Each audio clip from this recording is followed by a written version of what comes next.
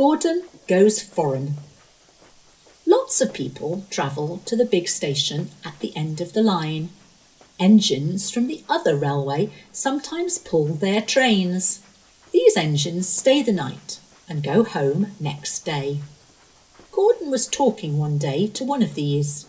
"When I was young and green," he said, "I remember going to London. Do you know the place? The station's called King's Cross." "King's Cross?" snorted the engine.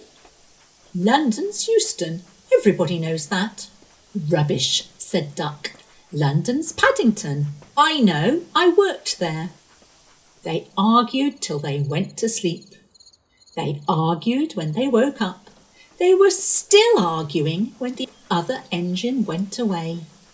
"Stupid thing," said Gordon crossly. "I've no patience." "Stupid yourself," said Duck. "London's Paddington. Paddington, do you hear?" "Stop arguing," James broke in. "You make me tired. You're both agreed about something anyway." "What's that?" "London's not Euston," laughed James. "Now shut up." Gordon rolled away, still grumbling. "I'm sure it's King's Cross. I'll go and prove it." But that was easier said than done. London lay beyond the big station at the other end of the line. Gordon had to stop there. Another engine then took his train. "If I didn't stop," he thought, "I could go to London." One day he ran right through the station. Another time he tried to start before the fireman could uncouple the coaches. He tried all sorts of tricks, but it was no good. His driver checked him every time. "Oh dear," he thought sadly, "I'll never get there." One day he pulled the express to the station as usual. His fireman uncoupled the coaches and he ran on to his siding to wait till it was time to go home. The coaches waited and waited at the platform, but their engine didn't come. A porter ran across and spoke to Gordon's driver. "The inspector's on the platform. He wants to see you." The driver climbed down from the cab and walked over to the station. He came back in a few minutes, looking excited. "Hello," said the fireman. "What's happened?" "The engine for the express turned over when it was coming out of the yard. Nothing else can come in or out. They want us to take the train to London." "I said we would if the fat controller agreed." They telephoned and he said we could do it. "How's that?" "Fine," said the fireman.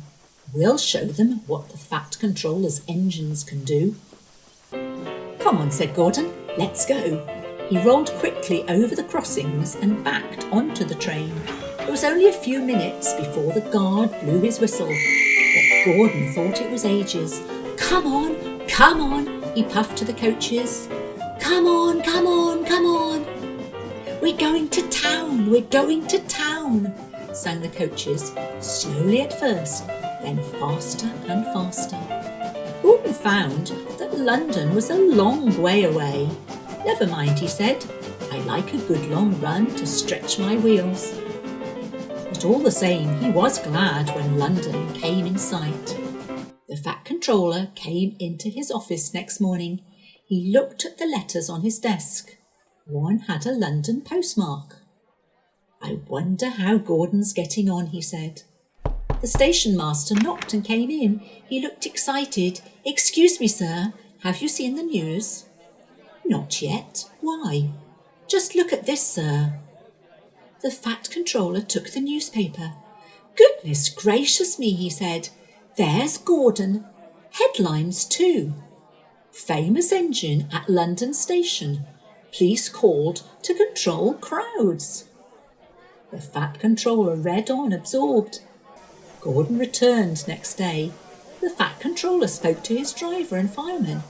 "I see you had a good welcome in London." "We certainly did, sir. We signed autographs till our arms ached, and Gordon had his photograph taken from so many directions at once that he didn't know which way to look." "Good," smiled the fat controller. "I expect he enjoyed himself." didn't you, Gordon?" "No, sir, I didn't. Why ever not?"